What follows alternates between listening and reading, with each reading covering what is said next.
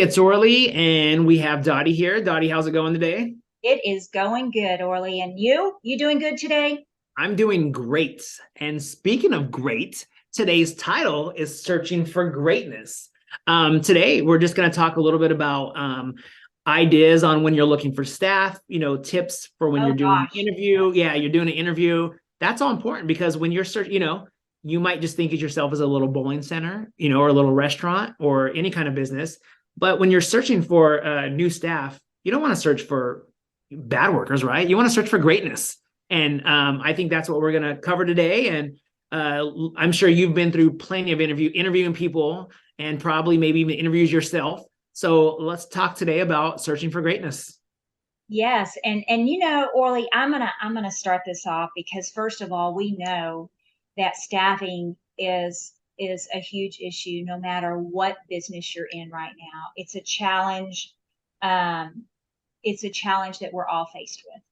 And so when you're shorthanded, the tendency is that you sort of lower your standards Yeah.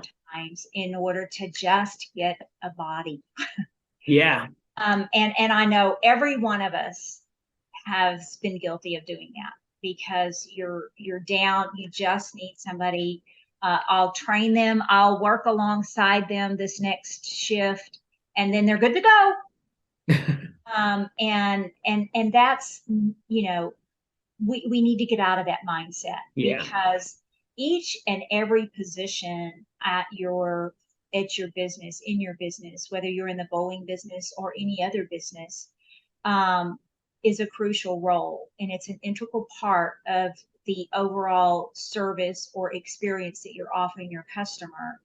And if you are settling for someone and the expectations from them are not the same expectations that you would have if you had the best people in the world to choose from, then you're not going to deliver the experience that your customer deserves. Exactly.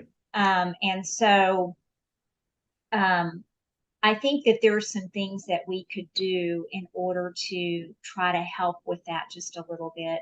And one of the things that comes top of mind for me is, we have those rising stars, those employees that you can tell them once how to do something, you can show them, and they don't just do it, but they knock it out of the park, right? They Yeah. just are a natural. They want to please you, or they just are that type person, right? That they're going to be they're going to follow through, and they're going to do everything that you ask them to do, and likely they're going to do two or three things that you don't ask them to do that are really nice. Yeah. Those are the ones you have to even worry about because they might be coming for your job. That's exactly right. That's exactly right. But what I've found is those people that are like that, that's kind of infused into their DNA. That's who Yeah. they are, right? They have that personality that they want to learn, they want to do good, they want to please their supervisor. They want to deliver. They're good listeners, and what we found is those people generally surround themselves with other people that are like them, Yeah. right? I agree. That's their character, that's who they are. And they typically attract people like that. Yeah. So, long story short, the point I'm trying to make here is a good place to start to find others like them is with them. Okay.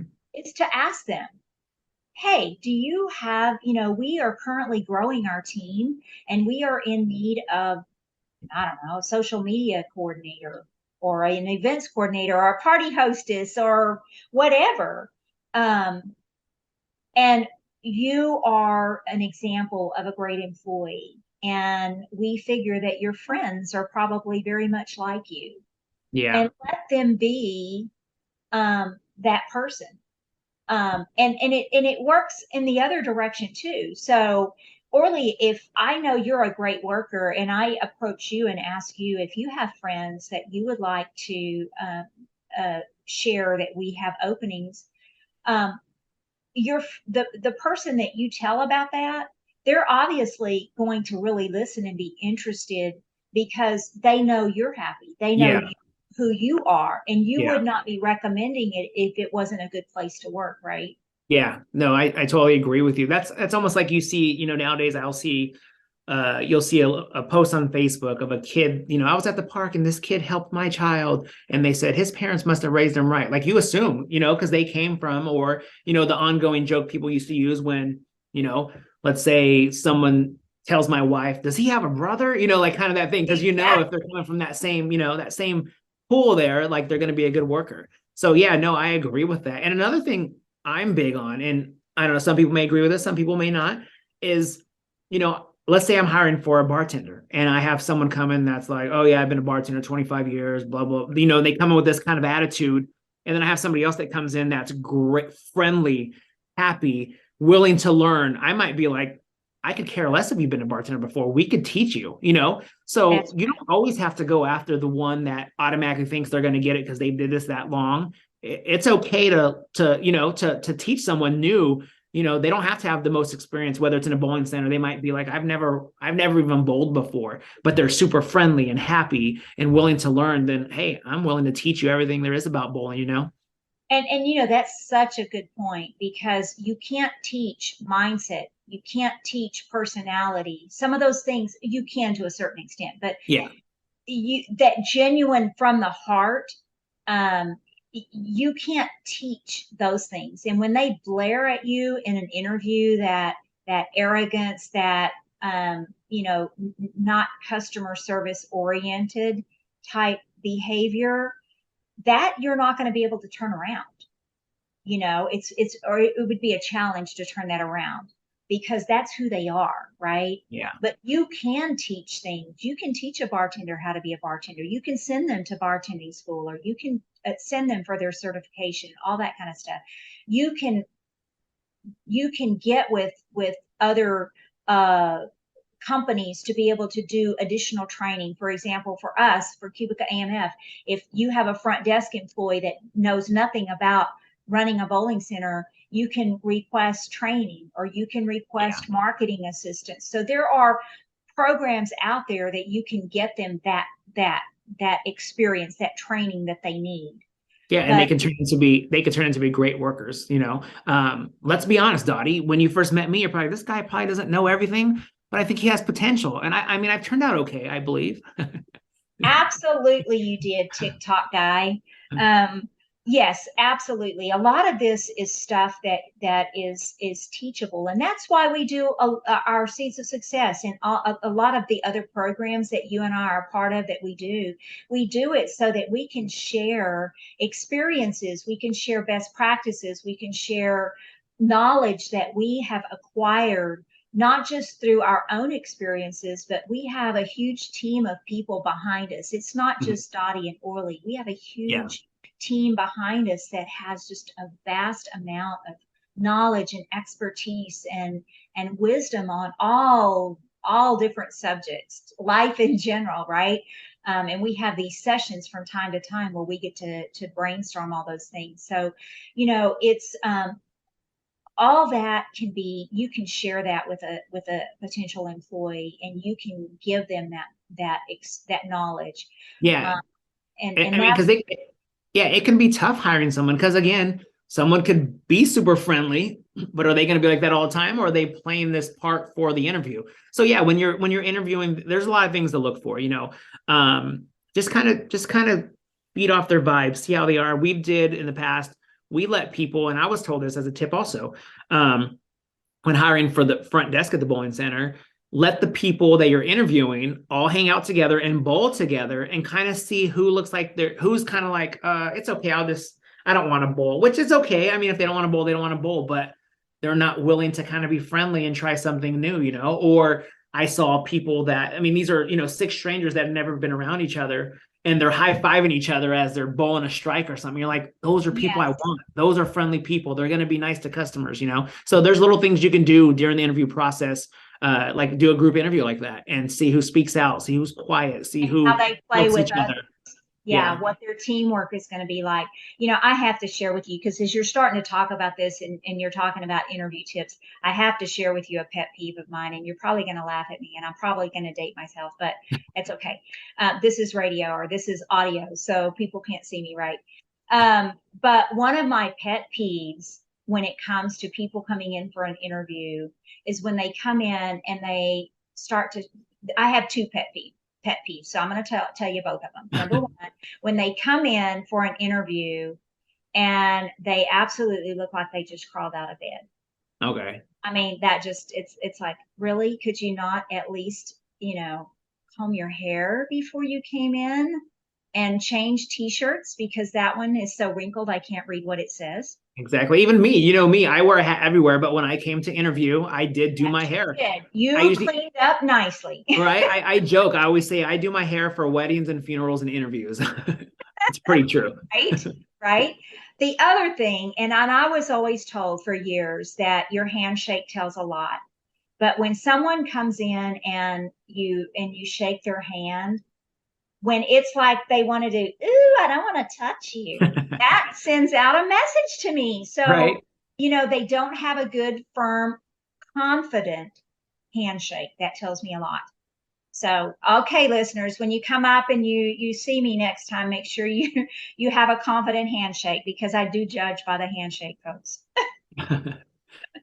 So, yes, so those are all another thing, Orly, when we're talking about, finding good employees, one of the things, and I recently had a nephew that just graduated from college, and one of the challenges that he's having at the moment is that it's so hard to get an interview because everybody is wanting experience. So, I share this because we have an opportunity to partner with those people, those graduates that have just got their, college degree, that have worked really hard, that are, going down the road of everybody wants experience. How am I supposed Yeah. to get experience unless anybody will give me an opportunity? And so remember that you have an opportunity to help be a part of someone's long-term uh, professional experience. So I one of the things I used to do is I partnered with the university that we had, one of the universities that we had in town, and I worked with the marketing department, and I got a lot of really great employees, and I got my very first social media coordinator through the local university because this young lady was in her senior year and she was trying to prepare herself for post graduation where she would be able to get a job. And, I gave her the title of social media coordinator. I worked with her to help her understand how that role needed to evolve and how she could become a great social media coordinator for me, but knowing that I'm also preparing her for the future. Did I want to lose her? No, but I wound up keeping her for quite some time because she was dedicated to me, because I took the time and I helped her develop that experience for her resume when she graduated. And even post graduation, she stayed with me out of loyalty because I helped her become who she wanted to be. That's cool. So think about that and think about where are opportunities to find good workers and to find those great workers that we're looking for, that we could also be giving back something to them as well. Yeah, and one last one for me before we get the music to cut us off here. I'm big on a big one. Me and my wife were just talking about this the other day. Is sometimes people will look at a resume. Like, feel free to ask questions, obviously, because sometimes you look at a resume. Let's say there's somebody looking for a front desk job at your bowling center, and let's say you see the resume and it's like, oh, they used to be a salesperson here, and they were this, and they were. You might think like, oh wow, they're over experienced. Sometimes people are looking to take a step back, and or sometimes you see, oh, they were getting paid this much an hour. I can't compete with that. People are willing sometimes to take a pay cut, or it's not always about they have to have the same thing. Sometimes they might just be like, this was way fast pace, or, my husband's working a full-time job now and I'm just looking for something simple. Don't automatically toss them out of your pile. you just never know. Reach out to them, ask them, why are you interested in this? I see that you used to do this. But we were talking about how a lot of times nowadays somebody is looking for a step back, or they're looking for something new. They're starting a whole new career. So I think just don't automatically assume they're not going to be right for the position because they were something totally different in their past job. Feel free to ask questions and ask them. You might learn a lot from them just by asking them a little bit more about themselves and why they're applying for this position. Yeah, and sometimes it's a matter of they just want something to do, as a second job, just Yeah. because they like staying busy. They're looking for something that, they have a very stressful, Monday through Friday office job, and they're looking for something. And, folks, we're in the entertainment business. So, this is a fun place, and they want to go, have a part-time job where they can interact with people and not have that stress that they're, so maybe it's just an add-on job, Yeah. right? So yeah, don't sell yourself short. Make sure that you're asking the questions, and you are considering anybody. You never know what Yeah. their story is until you ask. Yeah. Yeah. So we hope today's seeds are going to help you find greatness when you are searching for greatness in your next interview. And as Dottie had mentioned too, like with her nephew, is sometimes you might not keep them around, but if it's a younger kid, maybe just graduating school and they're looking for just know you're going to help them on their path to become something even bigger. Not saying bigger and better can't happen at your center, but if it's just you're going to help them grow, be happy that you had them for that time and that you help them grow into something bigger. And yeah, I'm thinking today's show is definitely going to help some people. Yes, I hope so. Well, Orly, it's been a pleasure as always working with you. There's Same. never a lack of stuff for us to talk about. And listeners, thank you for joining in to this episode of Seeds of Success. And we look forward to joining you next week on another episode. Have a great afternoon, everyone. Bye bye.